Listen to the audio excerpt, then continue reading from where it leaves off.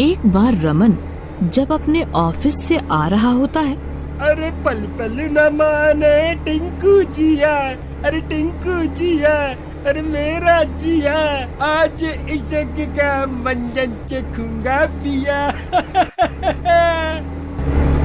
गड्डी जाती अच्छा लगा मार दी। तभी घर पहुंचने से पहले ही उसकी गाड़ी अचानक खराब हो जाती है। वो फिर बस का इंतजार करने लगता है। तभी उसे एक बस आती दिखाई देती है और वो खुश हो जाता है। रमन बस में चढ़ जाता है और टिकट नहीं लेता। बस में भीड़ होती है तो रमन सोचता है, मैं आज टिकट नहीं लूंगा क्योंकि बस में भीड़ बहुत है, किसी को पता भी नहीं चलेगा और मेरे पैसे भी बच जाएंगे। किसी तरह जब कंडक्टर टिकट के लिए पीछे जाता तो रमन आगे आ जाता और कंडक्टर के आगे आने पर रमन पीछे चला जाता। इस तरह वो टिकट ना लेकर बहुत खुश था। कुछ देर बाद रमन कुछ अजीब सा महसूस करता है, जैसे उससे कोई डरा रहा हो। उसे डरावनी सी आवाजें आने लगती हैं।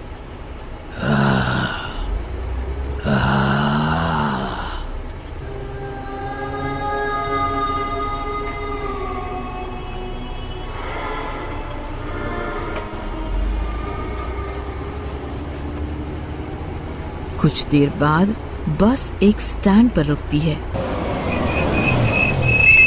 तब रमन उस बस के ड्राइवर से पूछता है, मुझे इस बस में डरावनी सी आवाजें क्यों आ रही थीं? ऐसा क्या है इस बस में? ड्राइवर उसे बस कंडक्टर की कहानी बताता है।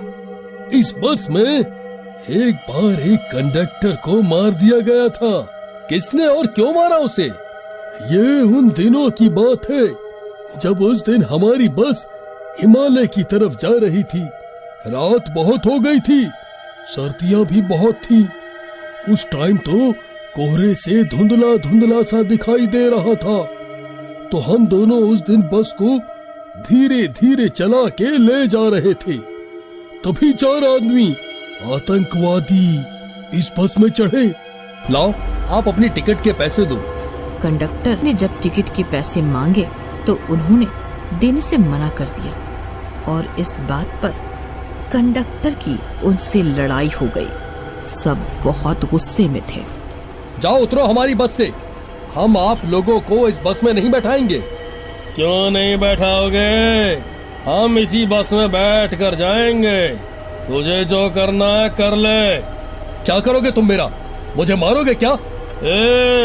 ज्यादा बकवास ना कर, वरना ये चाकू देखा है, एक बार में आर या पार।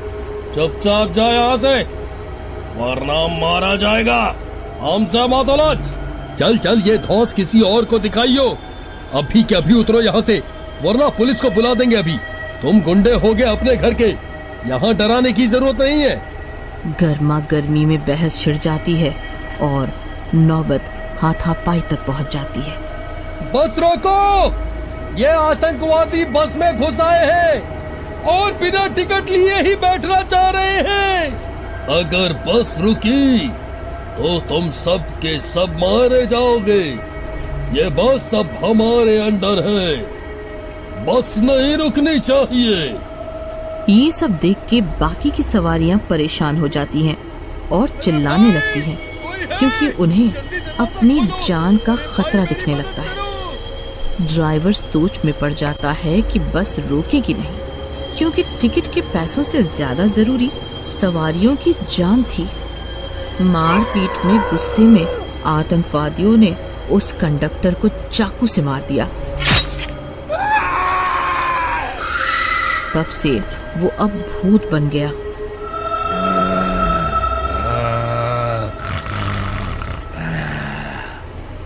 और तब से उसकी आत्मा इस बस में रहती है।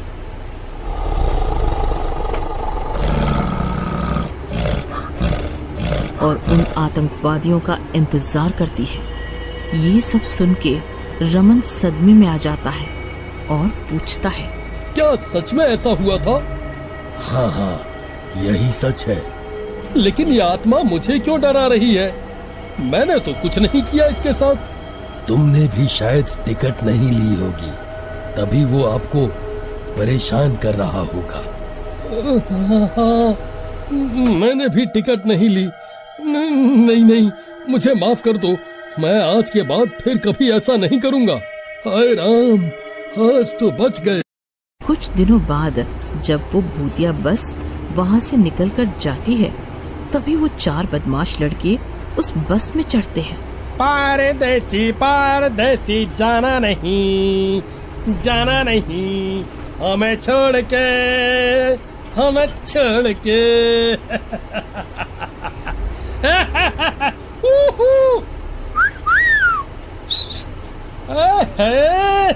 और बस में बड़ा ही शोर शराबा करते हैं, हंसते हैं और सबको परेशान भी करते हैं। लो भाई, आप चारों भी टिकट लो और उनके पैसे दो।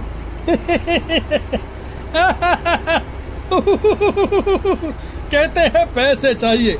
भाइयों, इस कंडक्टर को देखो तो सही, बड़ा आया टिकट देने वाला। टिकट तो लेनी ही पड़ेगी।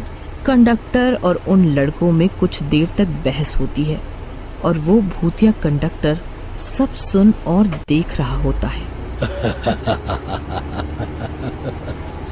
आज मेरे शिकारी मेरे हाथ से मारे जाएंगे। और उस भूतिया कंडक्टर की आत्मा उस कंडक्टर के अंदर घुस जाती है। उसकी आंखें एकदम लाल लाल, मुंह बड़ा भयंकर और बड़े बड़े दांत और नाखून होते हैं। चेहरा बहुत ही डरावना हो जाता है और वो अपने भूतिया रूप में आ जाता है। ये सब हम क्या देख रहे हैं? ये क्या है? ये तो कोई भूत है। ये तो हमें मार ही डालेगा। नहीं, हमें कोई बचाओ, इस भूत से कोई तो बचाओ। याद करो वो दिन जब तुम सब ने मुझे इसी बस में बारी बारी से चाकू से मारा था।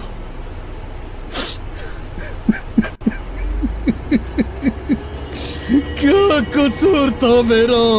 मैं तो इसकी तरह ही टिकट के पैसे मांग रहा था तुम सबसे, लेकिन तुम सब ने मुझे तड़पा के मारा।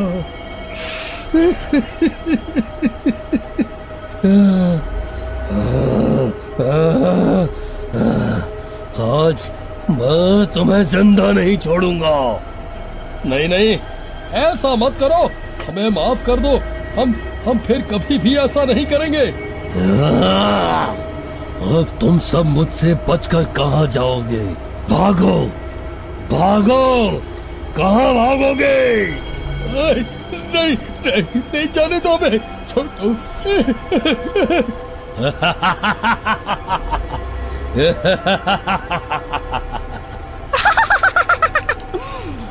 बस चलती रहती है और भूत उन बदमाशों का पीछा नहीं छोड़ता, उनको बहुत मारता है। नहीं, अब हमें छोड़ दो। हम अब से किसी के साथ भी ऐसा कुछ नहीं करेंगे। हमें मत मारो। नहीं, आज तो मैं तुम सबको नहीं छोड़ूंगा। तुम्हें मार कर ही तो मुझे इस आत्मा से मुक्ति मिलेगी। इसी तरह अंधेरा हो जाता है। जोर जोर से बारिश होने लगती है, बिजली कड़कने लगती है, लेकिन बस नहीं रुकती।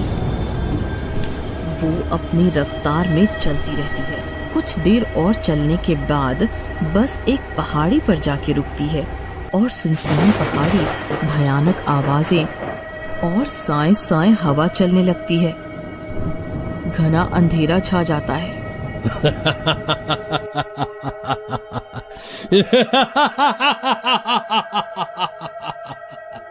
और उस भूतिया कंडक्टर की आत्मा उस बस कंडक्टर के शरीर को आजाद कर देती है और वो बस कंडक्टर भी बहुत खुश होता है और वो बस भी भूतिया कंडक्टर की आत्मा से मुक्त हो जाती है और सभी बहुत खुश होते हैं।